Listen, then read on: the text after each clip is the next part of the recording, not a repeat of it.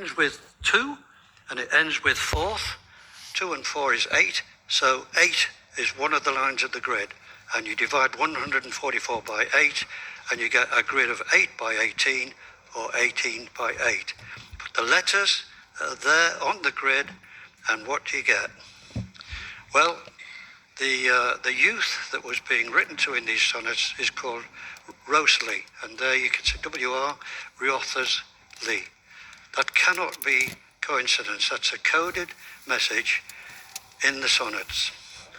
And then you see Vere, and then you see Vere again. So he's coded that the sonnets are to Henry Wriothesley, who was the 3rd Earl of Southampton, but it's not on the title page. It doesn't say who these sonnets are to. I looked at his grave, which is about 5 foot long, which sounds to me as though he's not in it. And at the back, that message: "Good friend, for Jesus' sake, forbear to dig the dust and close it here. Blessed be ye man who spares these stones, and cursed be they who move." Mahila. So Ed Sheeran has a song called Dancing with His Eyes Closed, and he talks about seeing someone in a room when no one else is in the room, like he's seeing a vision of a demon or some sort of Anubis character or any sort of Egyptian god or Mesoamerican god, and they're in the room with him, and it's like a ghost or apparition. And he also talks about the colors that he sees in objects and in his vision, and that they're different colors than just what he sees as blue. And other people are seeing orange, yellow, violet, all these other colors. And his vision is different than other people's, but it might not necessarily be a color blindness. It's just different.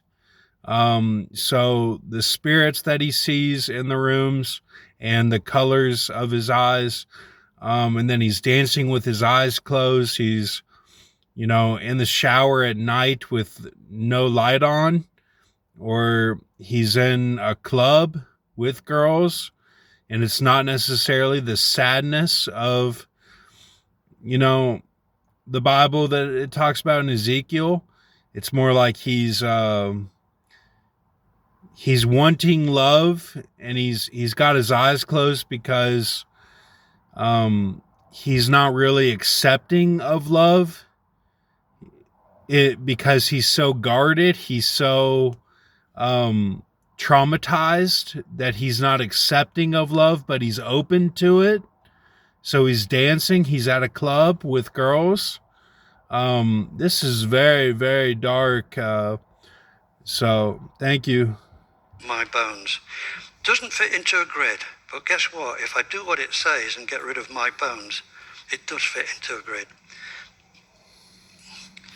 His funerary monument at Stratford-on-Avon in Trinity Church, that's the whole thing, and there gives me the clue, because 16 and 16 are 32, and it's 322 letters, so I know it's 32 by 10, or 10 by 32. And if I fit all the letters in, I get a code. And if I take the Latin out, which is there and at the bottom, I've got 240 letters in there. Little ones are put in to give, if you like, red herrings.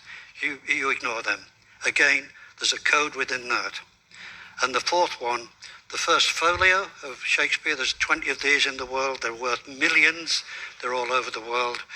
And to the reader from BJ has got to be Ben Jonson.